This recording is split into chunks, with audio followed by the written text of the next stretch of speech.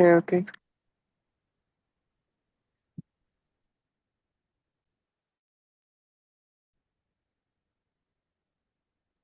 All Okay, right, Rob, let's do it.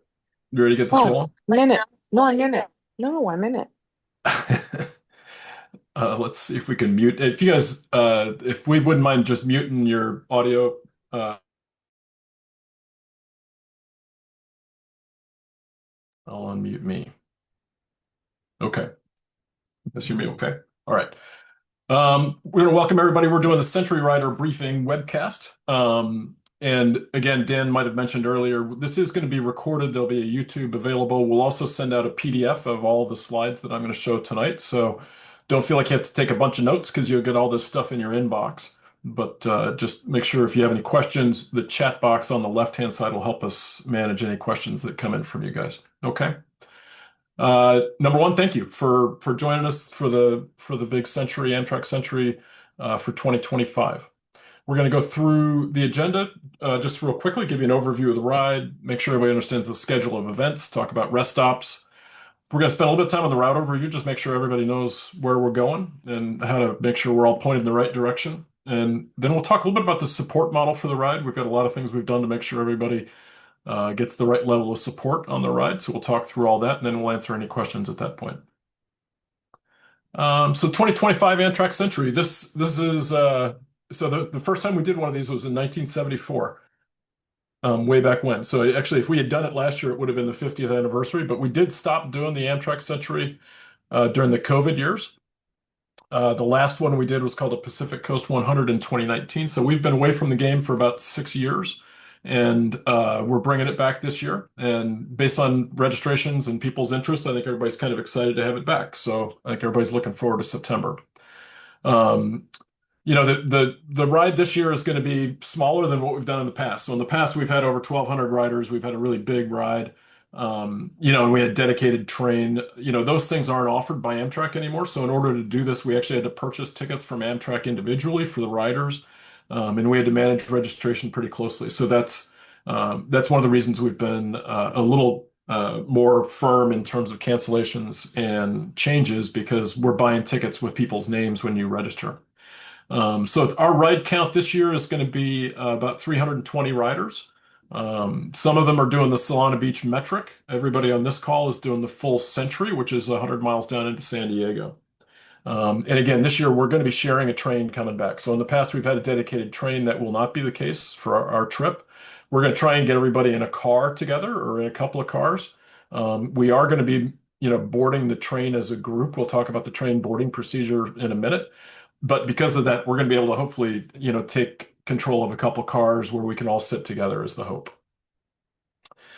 The overall schedule for what we're doing. So everything's going to kick off Friday evening, September 5th. From 4 o'clock to 7 o'clock, we're going to have the early check-in window. We're going to do that Pure Ride Cycles. That's right there in Laguna Hills area. I'll show you a map in a second. So that'll be a chance to do all the check-in stuff. If you don't have a chance to join us on Friday, we'll offer a ride day check-in when you come to the Irvine train station in the morning. And we'll have that open from 6 to 7. So you've got an hour there where you can get registered and get your check-in taken care of, and everything will get you on your way. So the Century Ride is going to start at 7 o'clock. It's a rolling start, meaning we're not going to have a shotgun. We're going to have everybody kind of go when they're ready. And the idea is to kind of spread the riders out best we can. So we're going to, but in general, we want people to get rolling around 7 o'clock. The thing I want to be careful about a little bit is just rest stop times, because I've had a few people ask questions about whether they can start early. You can start early if you want to, assuming you get your check-in packet taken care of. You can start early, but the rest stops are opening based on the start times and based on kind of the pace of riders. So one of the challenges is if you start early, you may get to a rest stop before it's open. So we're timing the rest stops based on windows when we think people will get there. So as an example, in San Juan Capistrano, we're going to start at 8 o'clock. We're assuming it's going to take the fastest riders an hour to go 25 miles to get to that first rest stop. So we've kind of planned the rest stops to align with the times that we expect from the riders. That's all based on hitting a start time. If you start early, just proceed with caution and recognize that you may hit a window when the rest stop's not actually open to support you.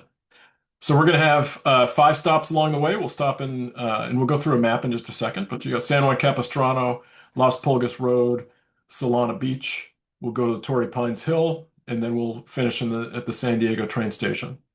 A couple times at the end of the day that are going to be important. The train leaves the San Diego downtown station at 5:01, which means we need everybody on the train. We're going to start boarding a half hour early.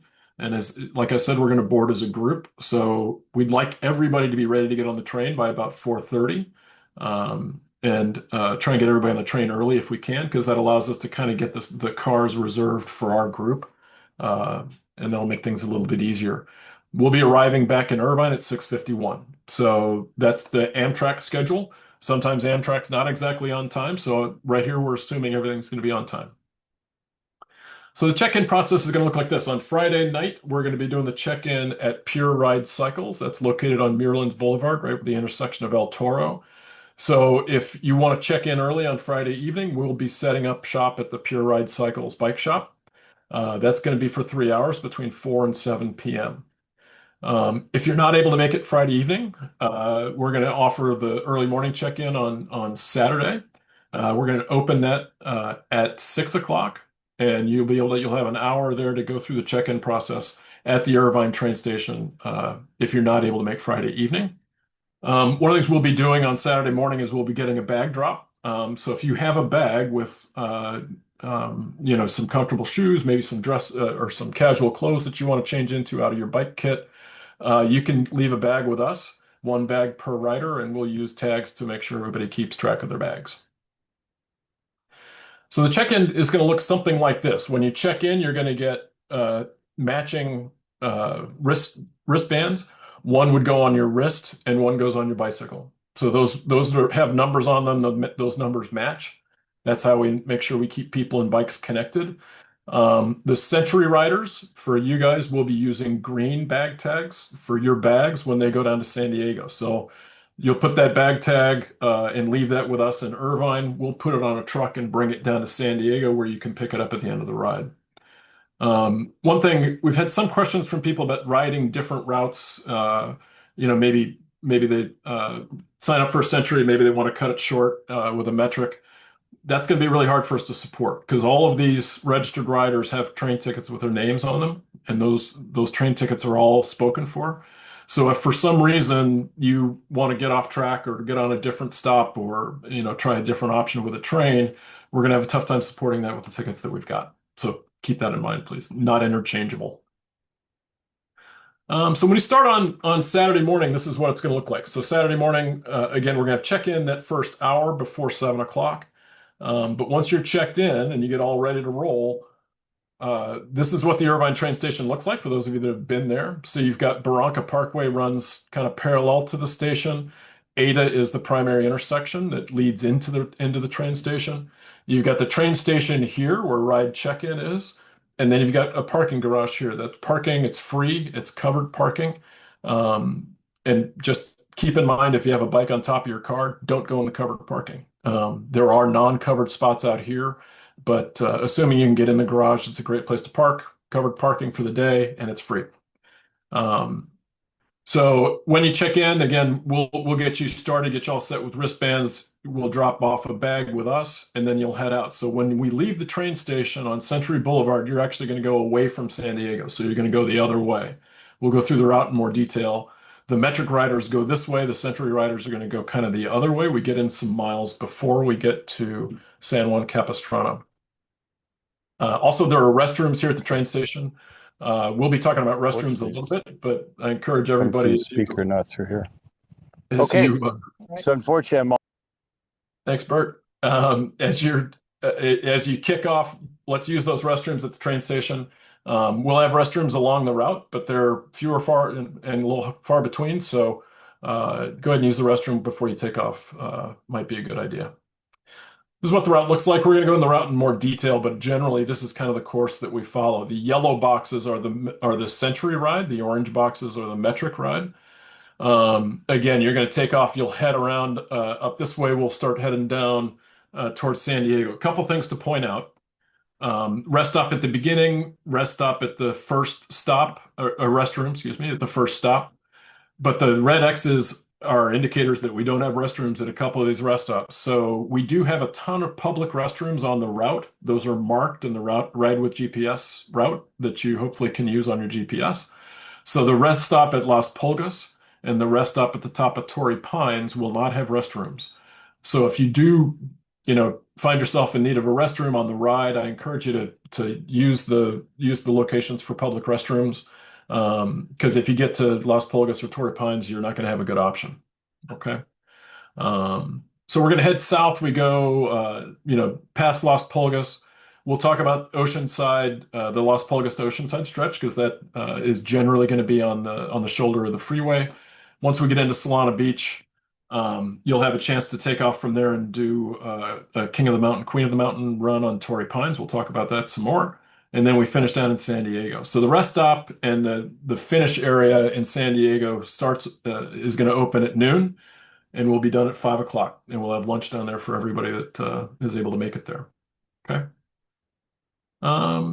So we do have Ride with GPS routes loaded. These are the locations. We'll have these posted on the website shortly. There are two routes. We'll talk about that some more. One that follows the bike trail down on the Rose Creek Trail down to Mission Bay. The other one, and we'll talk about reasoning, is if you choose not to take the trail in that section, you can also go on Mission Bay Drive, which is a road option. And we'll talk about kind of the pros and cons of both of those routes as we get there. Just as a point to make sure we talk about route sheets will be available at check-in. So when you do check in, the printed route sheets will be available. You can grab them there. If you don't have a GPS and you don't want to follow the GPS route, we will have route sheets available for you.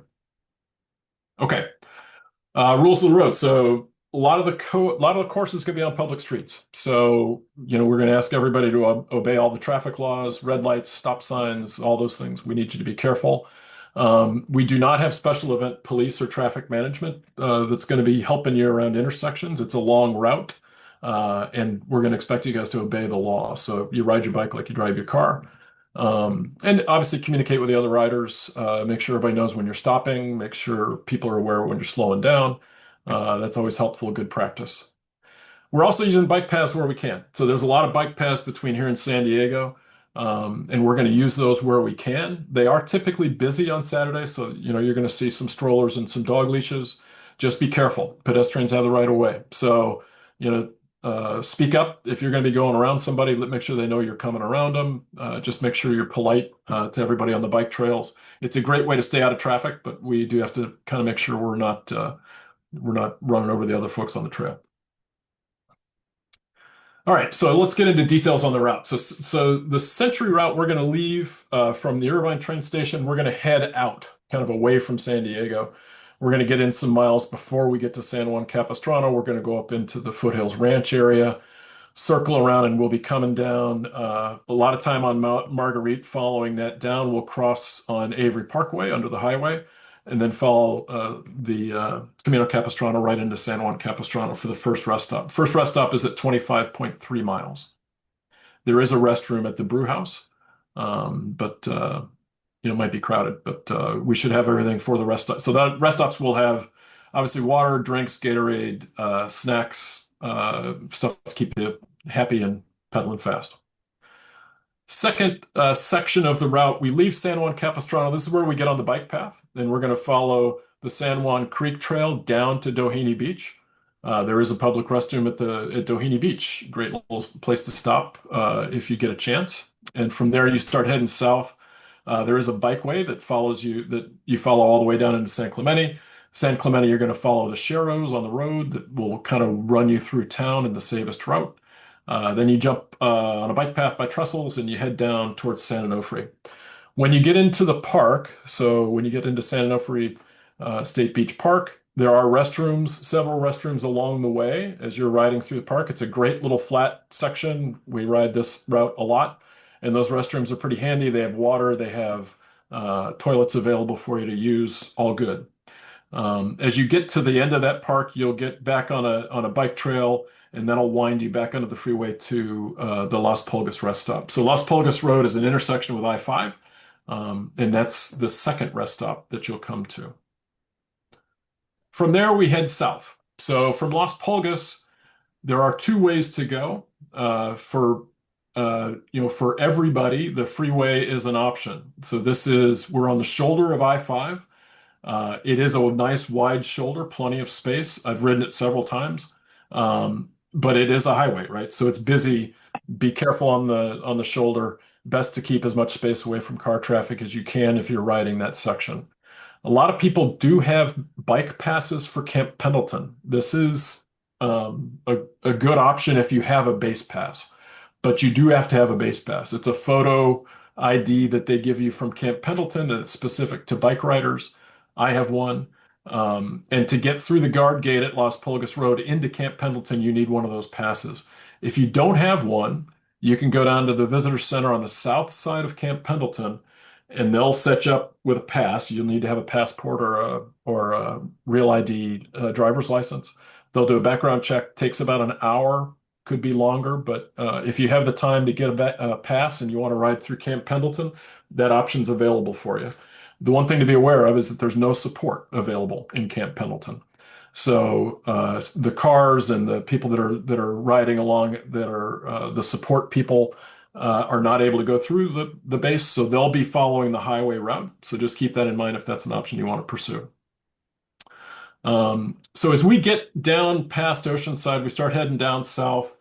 As we get to right around towards Leucadia, there's a ton of road construction there. So we've kind of routed away from Coast Highway, starting just north of Leucadia. And then there's a road that goes kind of above Coast Highway, avoids all the construction. It's a nice bike path.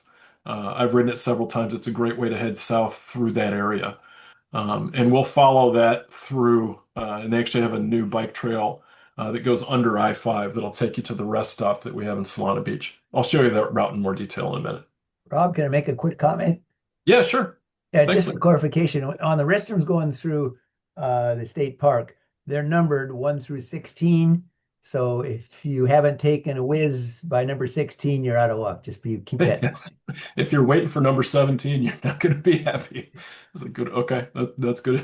I didn't know the numbers, Lee. That's helpful. Yes. Good. Okay. So as you're heading south on I-5, so assuming you're going to take the highway route, one thing to just be aware of, and the GPS route will take you this way, as you come down I-5 south, there is a rest stop there. And they actually want bicycles to use that rest stop rather than trying to cross traffic to stay on the shoulder of the highway. Just go right into the rest stop. And there's parked cars there, so you just need to be careful, but there's a restroom there, there's water there, there's all kinds of stuff there. And that is the recommended or the required route. So you kind of route through the rest stop and then you go back on the other side and you jump back on the shoulder to go all the way back to Oceanside. This stretch on the I-5 is about 7.5 miles long. And you do have to keep an eye. We're going to work with Caltrans to try and clear the highway of debris before the ride. But I still encourage you to keep an eye out for stuff on the road because you get a lot of highway debris on the side of the road. Okay. When you do head south into Oceanside, you'll be taking the Harbor Drive exit. All right. Now, if we take a look at kind of the route heading south, so we'll come up and we actually go as we go into the Solana Beach rest stop. It's at La Colonia Park, which is inland from the coast. We're doing this route through Solana Beach because we have to. So we tried to have the route go through Solana Beach, but in order to have a rest stop there, they forced us to come off of Coast Highway. So we're coming inland because we have to. Having ridden it a few times, it's actually not a bad little bike route. So there's a nice bike lane. There's a nice bridge that goes under I-5. It ain't bad, but it's probably not the route that a lot of people are used to through Solana Beach. We'll be going inland, and the stop we have is at La Colonia Park. So we'll be jumping in there. So at Solana Beach, we'll get your snacks and get you pointed on further south. You'll come down. You'll go on into the inland side of Del Mar Fairgrounds. And this is Jimmy Durante Boulevard. You'll come through Del Mar, and this is where you get to jump on and climb the Torrey Pines Hill. So the good news is you've got a popsicle. So this stretch from the Solana Beach rest stop to the top of Torrey Pines is only about 6 miles, but it's a pretty good climb. Those of you that haven't done it before, it's a pretty steep climb to come up 800 or so vertical feet to the top. And we'll have popsicles at the top. So that's the good news. You get to the top, there's a rest area there. We'll have water. We'll have other stuff available for you there. Probably not a ton of water because you will have just filled up at Solana Beach, but we'll have popsicles for you there. It's kind of a nice little treat at the top of the hill. Hey, Rob, let me jump in real quick if I could. Yeah, sure. There won't be any water. This is different than the previous ride. There won't be any water at the top of Torrey Pines. Previously, we've had it. We have 125 gallons of water at Las Pulgas and Solana Beach. We want you to fill up your bottles there. We have 75 gallons of water in San Juan Capistrano. We have an enormous amount of water for you to take, but there won't be any at the top of Torrey Pines. So please make sure you fill up your bottles at Solana Beach so that you don't have to, need water there again at the top of Torrey Pines. Let me also add a couple more things. One of the questions that popped up is how many riders. We talked about that a little earlier. It's about 180 riders that are doing the Century with the train return. And there's 30 riders that are doing the ride with no train return. So you're looking at about 210 Century riders. And then lastly, I just want to, paint a picture of where Rob talked about history and how many years we've been doing this. And I want to set proper expectations so that you know what we're trying to do. We're hoping to blow you away with this ride, but reasonably speaking, this is our first time back after 7 years. And what we're trying to do is hit a sweet spot between a self-supported ride and a ride that is what was the Amtrak Century VIP experience, on the pier, downtown, bathrooms at all the rest stops. We had a lot of struggles getting permits. We were concerned about, making sure that financially we were going to be able to hit all of our marks. And so we went in trying to make sure we got in successfully the first time, and we're hoping to expand the experience next year, but we still think you're going to have a great time. I appreciate you letting me share that with you. Okay. All right. So we will have popsicles. That's a popular little thing you get at the top of the Torrey Pines Hill. So we're doing a KOM QOM competition for the ride. So those of you that are familiar with what this is, it's just a time segment of the Torrey Pines climb. We'll be using Strava as a way to measure the time. So if you want to compete for the KOM QOM prize, you'll need to be a Strava participant and log your ride, because that's what we'll be using to measure time segments for people on this section of the ride. So it's a stretch of about 1.25 miles. You climb, in this case, 409 feet on this, but the overall climb is more like 600 or 700 feet. But this section alone is just 409 feet, a little 1.25 miles.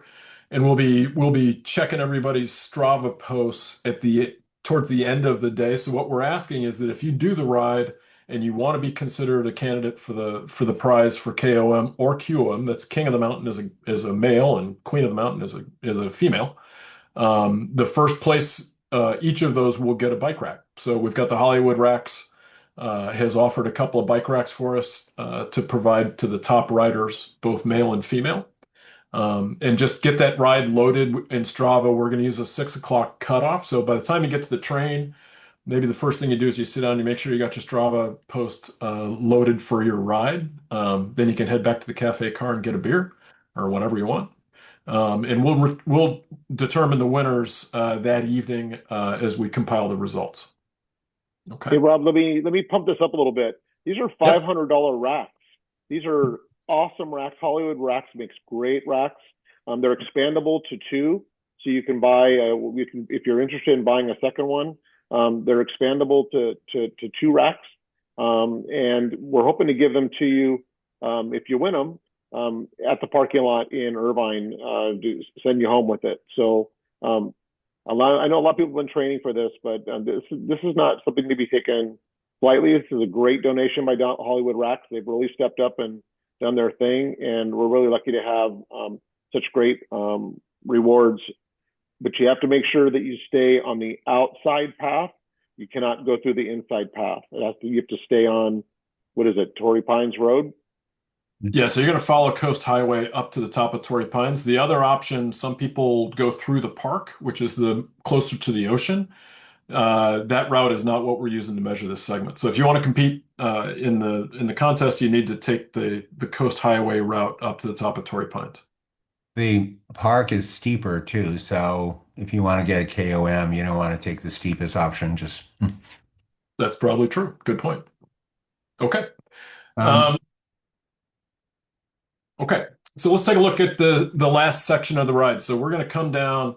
When you get past Torrey Pines, there's a lot of downhill. So once you get past Torrey Pines, you're kind of to the part where things get easier.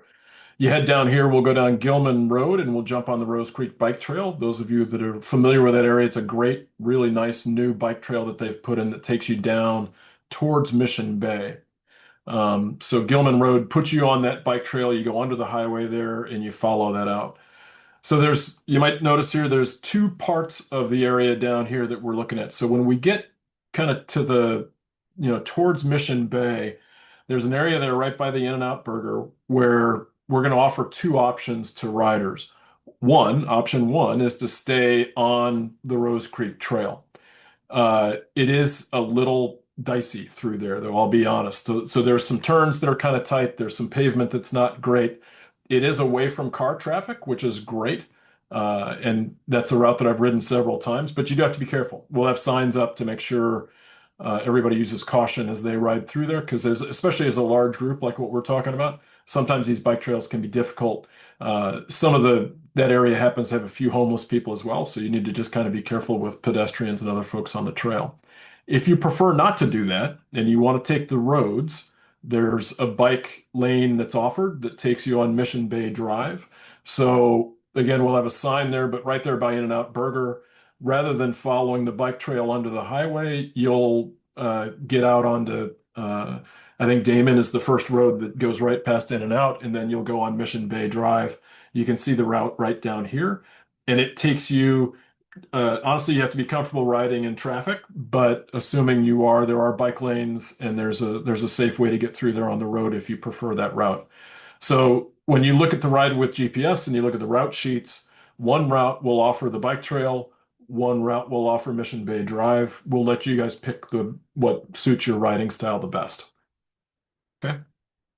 Any questions on that, you can talk to us either Friday night or Saturday morning until we get more detail. Hey, Rob, Dan, the route sheet has both routes on it. There's only one Century route sheet. Okay, that helps. There's two different GPS files, but there's one Century route sheet, and there's at that section there's two little sections. They're color coded. One's yellow, which is the Rose Creek Trail, and we're going to have yellow arrows on the road on the trail before you get to it, pointing that direction, and there'll be orange arrows pointing to the left to go up by In-N-Out to go the other way. Perfect. Great. Yeah, so that use the color codes and the arrows to pick the route from the route sheet that you want to take. Okay. So let's talk a little bit about the arrival in San Diego. So once you get past that stretch, you're going to ride through Mission Bay.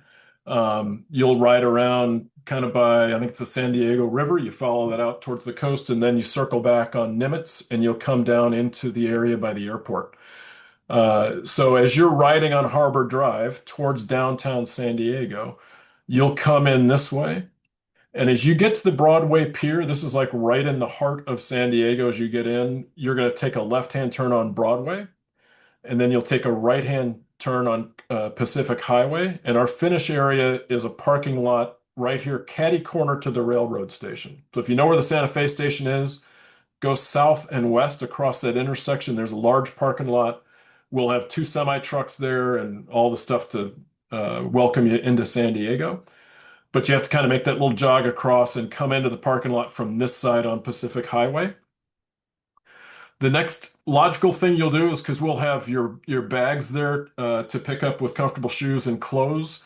It's a short walk over to the train station. They've got pretty sizable restrooms there if you want to change clothes, want to get into something a little more comfortable.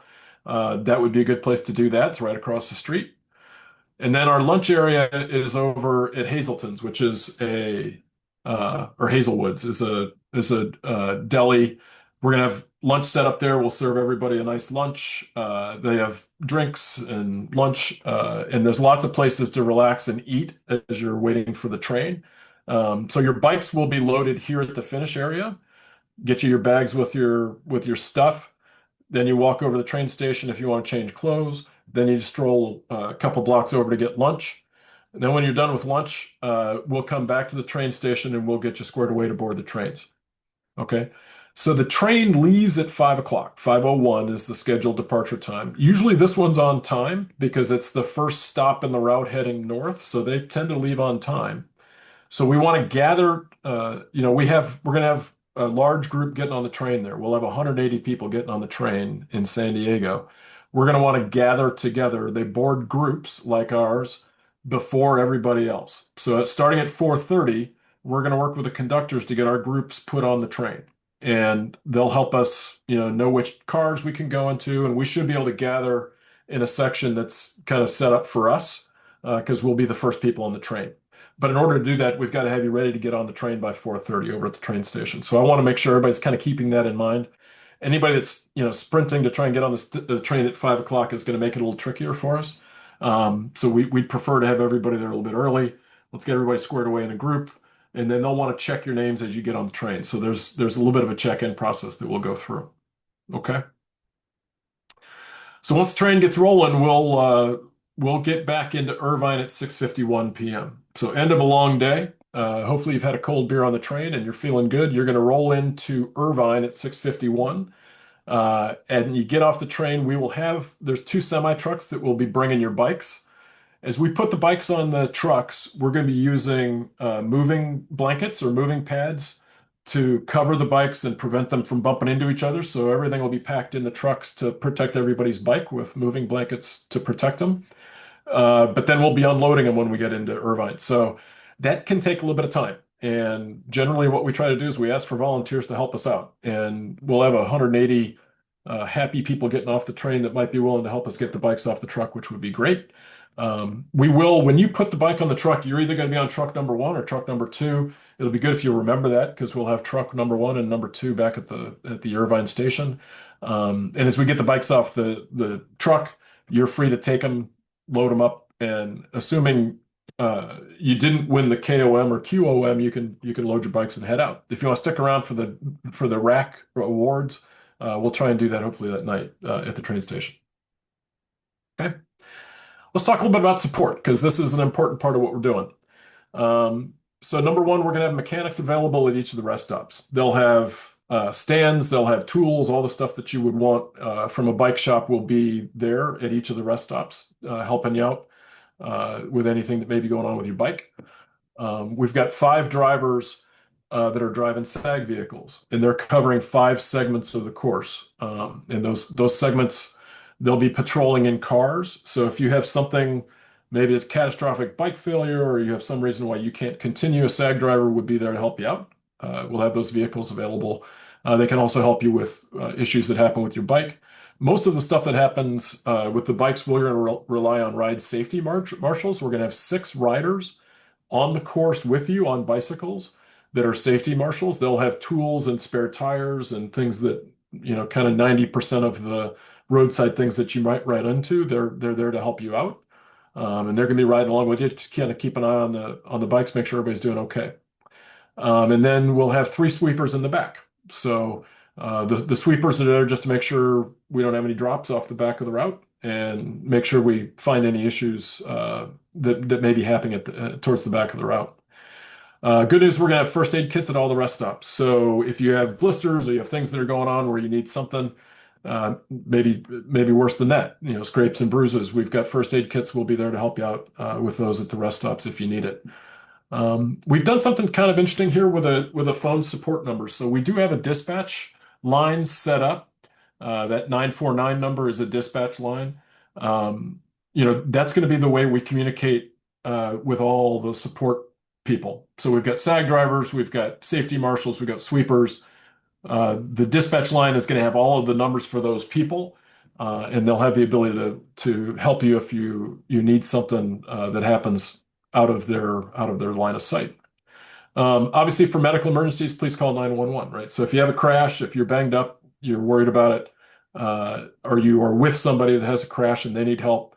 If it's an emergency, please call 911. That's not what these guys are here to do. We're there to provide support. Anything that requires medical help, I would suggest calling 911 if you need to. Okay. Hey, Rob, let me add something real quick if I could. Yeah. So we're encouraging everyone to take a route slip with them, whether they're going to use it or not, and put it in your pocket. The wristbands don't have the emergency dispatch line number on it. But the route slip will have it on it. So please take a route slip, regardless of whether you're going to use it, throw it in your pocket, throw it in your bag, whatever you're going to do. So that way, in case something happens, you can easily reach out to us. A question that Susan asked, I'll cover very quickly. The routes are comparable. Larry says it's about 0.2 of a mile difference as far as Mission Bay Drive is a little bit shorter. They're both on flat ground. Basically, the Rose Creek Trail, you have to slow down and be cautious. You know, there's some twists and turns in there to work through. The Mission Bay Drive is much faster in pace as far as there's some areas where you can pick up and you kind of have to go at the speed of traffic because you're kind of leveraging sharrows in a couple locations. But you're susceptible to, there's a couple, probably 3 traffic lights that are there, and those, there could be some delays there while they're waiting to cycle through. You got it, Rob. Okay. And then, Mitchell asked about the KOM. Yeah, I think that's a good idea. So the way we're going to be doing this is we're going to be sorting through the Strava posts, and we'll be matching those against people that are registered in the ride. But afterward, if we want to post the top 20, sure, that's a great idea. Okay. This is the support positions, just so you know. There are bodies and phone numbers for all of these people. So the safety marshals we talked about, they're going to be this group of guys that are riding along with you, that'll be there to help you out. SAG drivers, we do have a position filled for this one. So all of these 5 drivers will have their cars and we'll be able to help you. And then the sweepers, we've got Larry, Lee, and Joe are going to be doing a sweeper role. Our buddy Chuck Bramwell is going to be at the end of this phone line when you call it.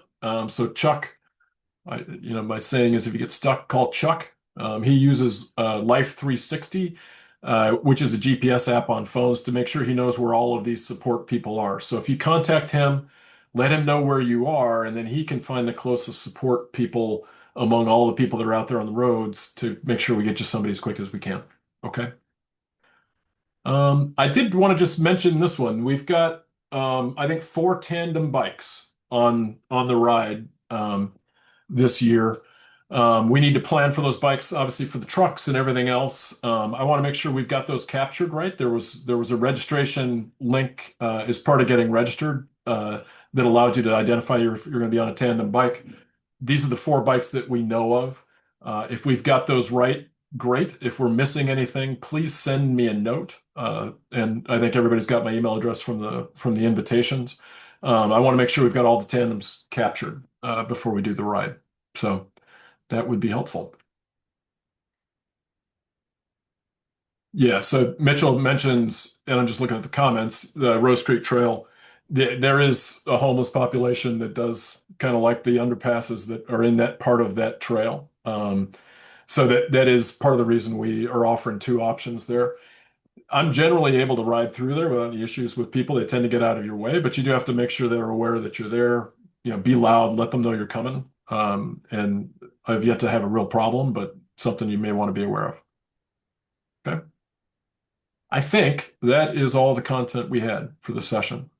Any other questions? I've got a plug on it. Great. So this should be a great fun ride, but one of the things to look forward to is that the Hazelwood's lunch, their sandwiches are best in the world. We've eaten it multiple times. You don't want to miss it. They're really good. That's a good point, Lee. We got a couple of questions. So Susan, I see your note about Ken. I'm sorry. It sounds like he's maybe having some hip issues. So the tandem will be -1 tandem, but you still want to ride on your own, it sounds like. Which route is on the ride with GPS? We have 2 ride with GPS routes. Let's see. This is probably the best way to see it. So Miriam asked the question about the ride with GPS routes. this route, and these will be sent out to you, obviously, and they'll be posted on the website.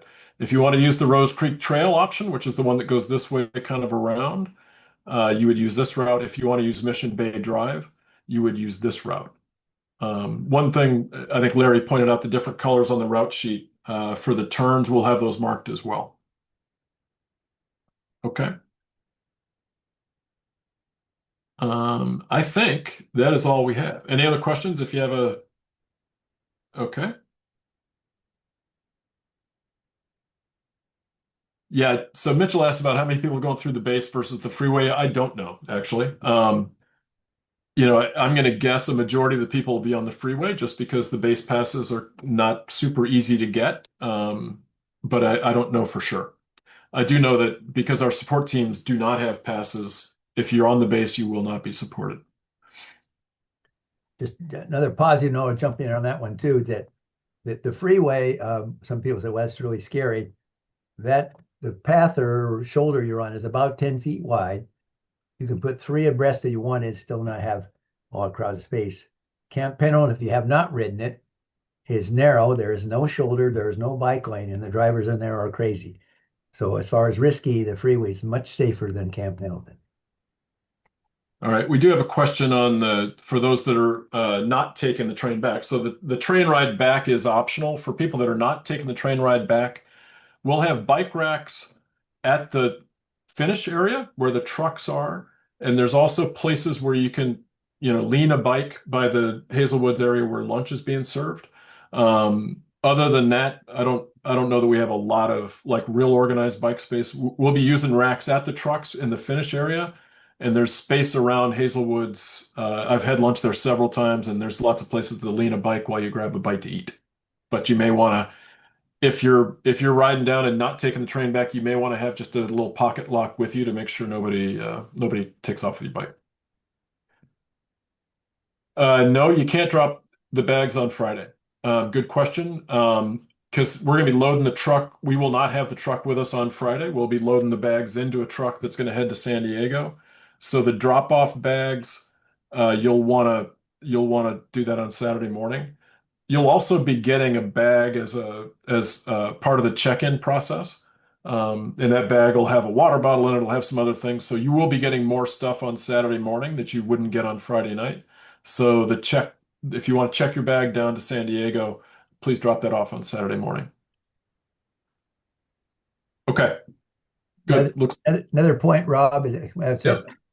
it. Because it could be very warm and we are providing water with ice available, I would suggest that you go a minimum of 2 20-ounce bottles and drink at least 1 bottle every hour. You want to stay hydrated. Yeah, you're going to have about, generally 25 miles between rest stops. Torrey Pines is a little bit of an exception. And, to your point, Lee, that's probably 2-bottle territory for most folks on a warm day. Good suggestion. So, Rob, there's a couple questions on beverages. Yep. So I'm gonna try to take those. Okay. We're passengers on the Amtrak train, and the terms of ridership are very clear. We are not supposed to be bringing adult beverages on the train. They offer them available for sale. I've never seen anyone get questioned in all the times I've been on a train by a conductor on the type of adult beverage they have in front of them. That being stated, we don't want to lose our privilege to do this ride again. So we have to stay along the lines of what Amtrak's terms are. It was different years ago when we had the train all to ourselves and we could do things like that. But we really have to be cautious as to what we're doing. I haven't seen anything that says you can't bring non-adult beverages onto the train. But I would just ask you that if you're going to bring something on the train, that you do it discreetly and it can't turn into the situations that happened on the train years ago. It's going to have to be calm, and again, we want the privilege to continue to ride this ride and to grow and get our own train back at some point. Yeah, they do. Just to reinforce, Dan, they do have a cafe car with plenty of beer, nice and cold, stuffed away. So you're welcome to get a beer from the cafe car, but the rules are we're not supposed to bring anything with us on the car or on the train. And The Larry's question from mentioned there's Tony- no coolers, so that would be, definite no. Yep. Yeah, Tony has a question I want to make sure we get to before we wrap up. So how early Saturday morning can we drop off the bag and start the ride? So check-in starts at 6. The ride rolling start is at 7. The challenge with starting earlier than 7 o'clock is you may not have rest stops open. So the rest stop in San Juan Capistrano, which is the first one, opens at 8 o'clock. So if you start too early, and again, that's a 25-mile ride from the start point. So as long as you ride at a pace that gets you to the rest stop when it's open, I'm not going to sit there with a stopwatch. But if you do get there early and you start early and the rest stop's not open, we made you aware of it tonight. So I would encourage you to pace your ride. We've made assumptions. Anybody between 12 miles an hour and 20 miles an hour average speed is going to be well within the windows of the rest stops, assuming they start on time. If you start early, please keep an eye on the opening and closing times of the rest stops before you get there. Okay. The answer is bag drop off starts at 6. Yeah, there you go. Yeah, nobody will be there to grab your bag until 6 o'clock. So, Also, a clarification that on the trucks that are bringing baggage, it's bags for clothes, no coolers or any other accessories. yep. Okay. I think we've pretty much hit all the questions. Dan, anything else before we wrap up? No, we're good. We're very appreciative of your willingness to come back and join us on our first of what we hope are many more Amtrak Centuries. We appreciate your confidence. Please let us know along the way if there's anything we can do to help out. Don't be, as Rob said, we've got lots of people out there to help you. Don't be shy. Get some help. Let us make this experience as awesome as possible. We've also got a Thanks. lot of volunteers that are spending their own time out there serving drinks and making sure you're happy on the ride. So don't be afraid to tell them thanks because they're doing it on their own dime. So, all right. Thank Thanks, you, everybody. everyone. We'll see you in September.